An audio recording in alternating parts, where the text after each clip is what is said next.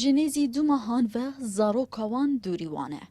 تەوی هەموو هەوڵدان و تێکلیên malbatê ji bo vegera keça wan ya 11 salî lê hîn jî venegeriya ye.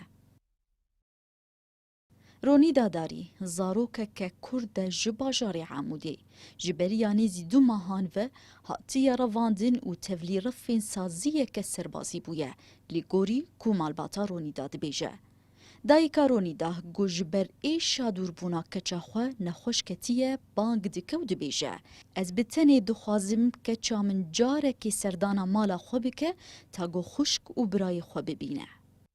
از دعوة قيزة خدكم هما زيارات كي بيمشين مالي بس حياة خو عملي بكم وضعي تعبان وضعي مني صحي قلكي تعبانة عمليش مرض في واسخازم افكا تشك بيبري خو خويا خو بيمش بربري بتشوف قلكي تعبانة جبوي دعوة هالماوي كم فنت اختورجي والله راحت نابه وازدوي باوريد مظلوم عبدي وفي تشتيش مره بك يعني جو وذيك اشكيش مره فقيرين مالي جبرقو عمري ويبتشوكه يعني ازدوي هي في دم افتشت مظلوم عبدي ويش مره بك يعني derbarî tevlîkirina zarokên dibin 18 salan de di navrefên hêz û tevgerên serbazî de peyvdarê hêzên Sûriya Demokrat Hesedê Kîn û Gabriel didezanîn got ew pabendî banga Cinêfê ne ya got tevlîkirina zarokan di operasyonên serbazî de qedexe dike.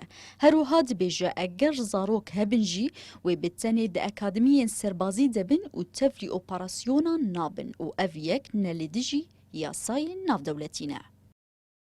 طبعا بهذا الخصوص سواء كقوات سوريا الديمقراطية Divê derbarê de em çiwek hêzên Sûriya Demokrat yan jî berê hêzên YPG û YPJ me li ser wan rêkeftinan imzekirine ku paşgirên peymana Cinêfê ne. Êko di derbarê nakokiyên navdewletî û beşdarînekirina zarokan di operasyonên serbazî de. Em wek hêzên Sûriya Demokrat pabendî van rêkeftinan e. Ku tu zarok yan kesên jêr 18 salî beşdarî operasyonên serbazî nabin. Em zelal jî dikin. Dibe ku hinek ji wan li nav serbazgehên me hebin ew jî li gor yasayên navdewletî. Em timamî pabendî rêkeftinan in.